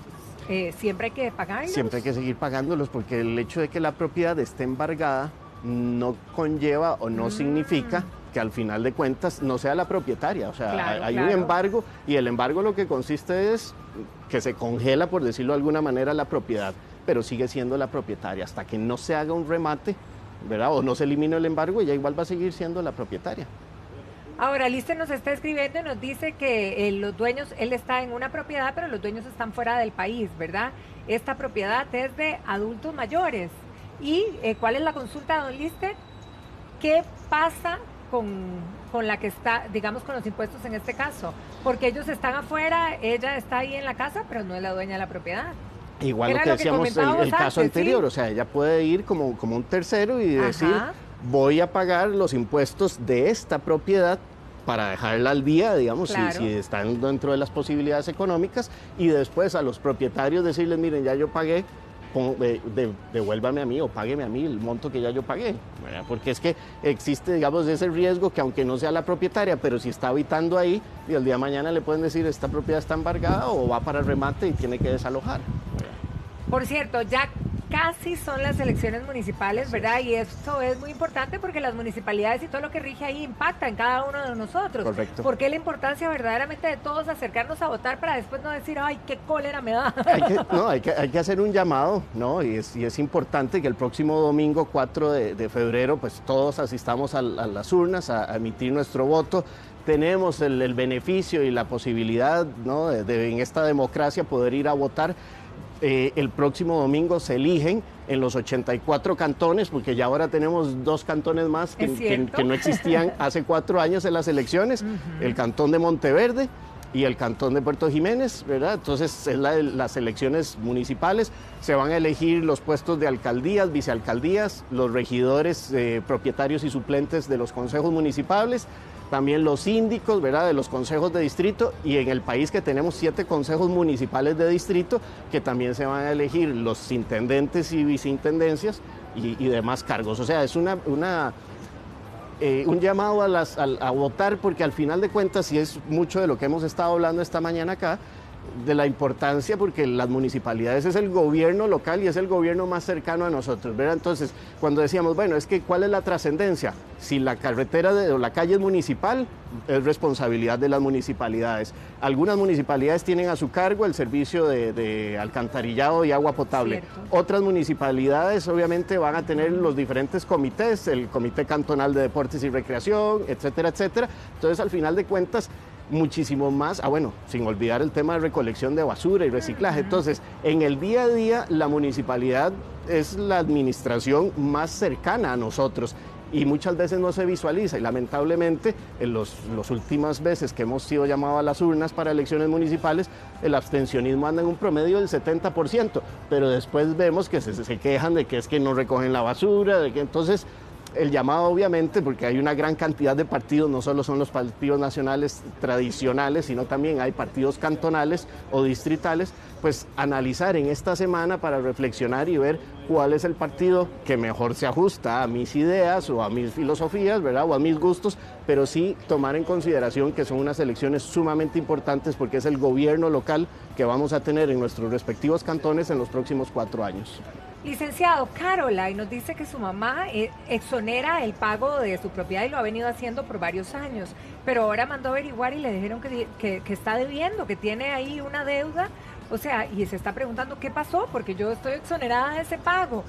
¿Qué podría hacer? Porque ya, obviamente, yo estaría nerviosa, ¿verdad? No, obviamente, insisto, acercarse a la municipalidad, no tengamos, digamos, esa idea de que es el enemigo, ¿verdad? Para poder tener claro, la municipalidad también le tiene que demostrar a la televidente cuál es el fundamento para decirle que está pendiente un pago, ¿verdad? A veces puede ser que se hizo el pago, aunque sea parcial porque hay una exoneración, pero no quedó acreditado en la base de datos. Entonces uno tan fácil como llegar y decir, mira, aquí está el comprobante de la transacción, ¿verdad? Claro, cuando hice la claro. transferencia o el pago en ventanilla. Y entonces ya la municipalidad va a ajustar el cobro y va a decir, no hay un pago pendiente, ¿verdad? Pero eso es lo mejor, poder sentarse, ¿verdad? Porque igual los funcionarios están anuentes siempre y deberían estarlo a recibir este tipo de cosas. Lo mejor es ir y saldar el asunto, claro, exactamente. ¿verdad? Correcto. Licenciado, demasiadas gracias, No, como siempre, por su ayuda, no, porque con vea todo cómo gusto. se originan las dudas Sí, con sí, sí, respecto sí, a sí, esto. claro que sí. Y ojalá en marzo estar todos al día, si Dios lo permite. Así es. Muchísimas gracias. Con todo gusto. Pase feliz día. Gracias, igual.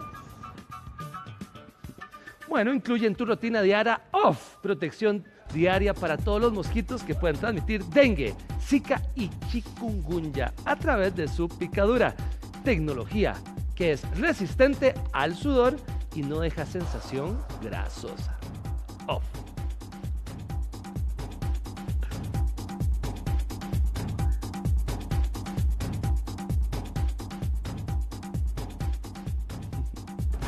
Bueno, vamos a transportar a un lugar que es una delicia para que usted vaya con toda su familia. ¿Por qué nos vamos? Al Río Celeste. Este perezoso bebé vive en el Parque Nacional Volcán de Norio, específicamente en el Río Celeste, ubicado en la provincia de Alajuela, en el área de conservación Arenal Tempisque. Este río de aguas cristalinas que se vuelven turquesas con la ayuda del reflejo de la luz del sol no es un acto de magia, es un espectáculo natural que solo se puede presenciar en el sitio conocido como Los Teñideros, rodeado de un frondoso bosque que ofrece un paisaje impresionante, digno de ver y admirar.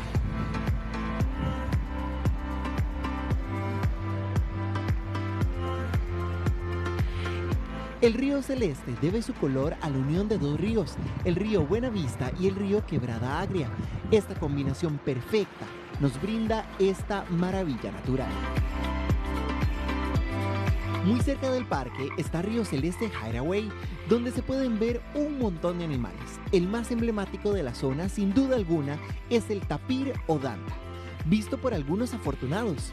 Las dantas, en su mayoría, son nocturnas. También se pueden ver de día, pero no con tanta facilidad.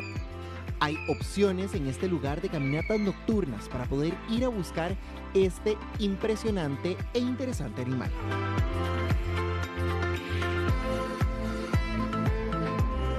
Justamente por su vegetación, en este lugar se pueden ver una diversidad muy importante de animales.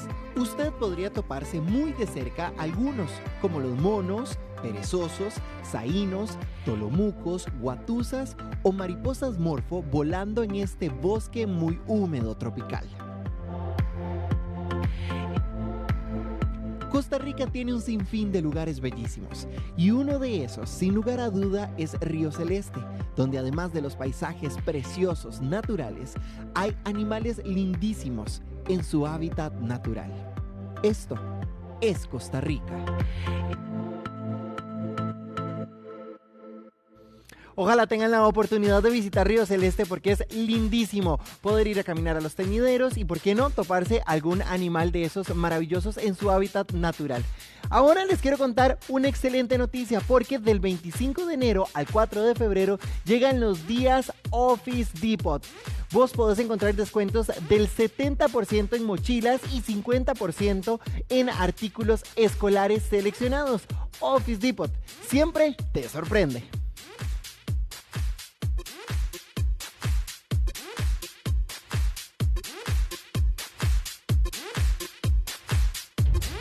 Los caballeros también merecen lucir unas joyas espectaculares, ¿por qué no? Claro que sí. Y por eso tenemos a Fabiola que está con nosotras para que nos explique un poquito, Fabiola, exactamente cuáles son los accesorios que pueden usar los caballeros, qué color, cuáles estilos, porque tenemos el estigma de que solo las mujeres, pero no, también los chicos pueden. Así es, bueno, muchas gracias por la invitación. Hoy les traigo varias propuestas, de collares y brazaletes para caballeros, porque cada día vemos más hombres luciendo collares, ¿verdad? Pues, bueno, vamos a verlo precisamente en nuestro modelo que está luciendo ese look totalmente blanco y se luce muy bien el collar. Sí, bueno, Ronnie nos muestra un look un outfit bastante playero, ¿verdad? Cuando usamos este tipo de outfit, podemos jugar con los collares. Se pueden usar collares largos, cortos, por encima de la camisa o por dentro, ¿verdad? Bueno, y también noto que este es como un look, tal vez se puede decir más clásico, porque tiene la bandita de cuero, que es su pulsera con el cierre dorado. Que combina perfectamente el brazalete, sí, en cuero, cierre en bronce con el collar largo. Me comentabas que eso es una semilla. Eso es una semilla de ojobuey, correcto. Esto es un collar bastante artesanal, ¿verdad? Diría yo. Es un collar personalizado. ¿Y los otros materiales de arriba, Fabi, cuáles son? Estos son piedra volcánica, tenemos combinación con madera, ¿verdad? Traemos bastantes texturas, el día de hoy, ¿verdad? Madera, semillas, tenemos telas, ¿verdad? Sí, va muy bien. Las gemas, por supuesto, que no pueden pasar, ¿verdad? Que le dan un realce a cada pieza y nos permite adaptarlo para cualquier ocasión. Muy bien, ese look muy de playa, pero vamos a ver a nuestro siguiente modelo que tiene un look que sí, podría lucirlo muy bien en la playa, pero también en la ciudad. Y está luciendo el collar que le va muy bien con la camisa. ¿De qué material es, Fabi? Así es, bueno, Jeffrey anda un cordón ajustable, ¿verdad? Que está también súper de moda, ¿verdad? A los hombres les gusta mucho. Y este collar, con permiso, Jeffrey, es ajustable, ¿verdad? Es ajustable. Entonces podemos usarlo tipo choker, ¿verdad? Y podemos usarlo, un poco más largo. Perdón, me gusta mucho que lo puedas ajustar porque a veces los chicos dicen, no, si está muy arriba, tal vez no se ve bien, pero sí se usa de las dos maneras. Se usa de las dos maneras, Y me llama la atención que tiene pulseras combinadas.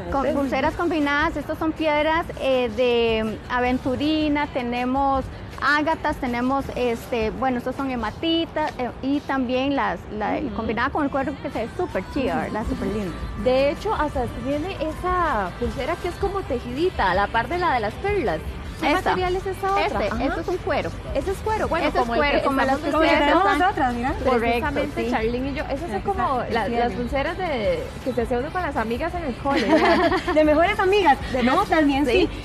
Puede ser utilizado para caballeros y también para damas. Sí, se puede inclusive personalizar, ¿verdad? Para un detalle, por ejemplo, para una pareja, qué sé yo, el mismo color, con un dije que los identifique, ¿verdad? Todo eso se puede hacer porque también es la pulsera que uno le roba al novio.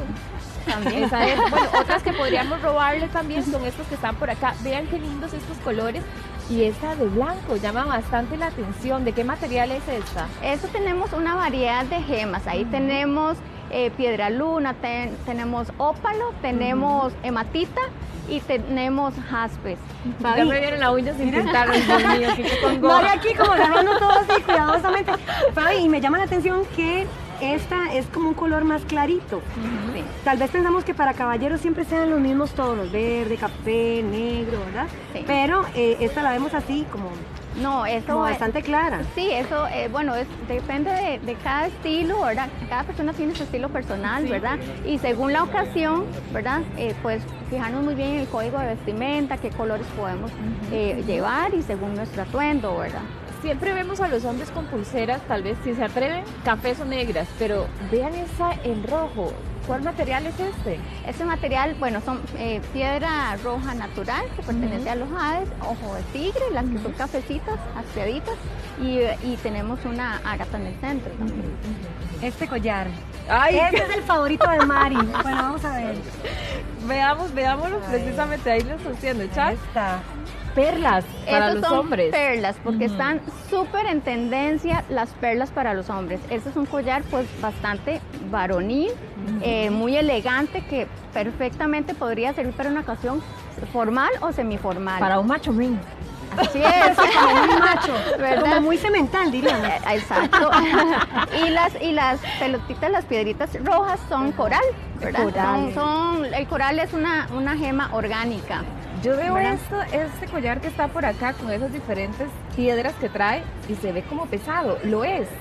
Bueno, es un collar que tiene matices y la matiz es un poco pesada, ¿verdad? Pero es súper elegante, ¿verdad? Claro. Aquí está la pulsera. Vean también, la pulsera, ¿verdad? porque es que También se está puede usar así juego. en conjunto. En conjunto, por supuesto. Ok, mira, yo estoy enamorada de este color. Sí, es que me parece muy versátil. Se puede utilizar también con ropa estampada, lisa, Sí, por inclusive supuesto. para un atuendo más formal. Exacto, e informal. Exacto, formal, semiformal, porque, bueno, algo muy importante, por ejemplo, cuando vamos a una actividad más casual, ¿verdad? Andamos un look más casual, un punto muy importante es el calzado.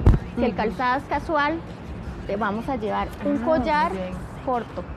Excelente, Fabi. ¿Verdad? Muchas gracias. No, con mucho gusto. Y bueno, yo quería dar las gracias a Forever Resort por el outfit de los Muchas gracias entonces a ellos también y a nuestros modelos. Excelente. Bueno, Mari, pero ¿qué te parece si vamos a una pausa comercial? Me parece muy Sí, bien. pero los vamos a invitar a dar un paseo por Tárcoles, así que quédese con nosotros, ya casi venimos con más de Giro.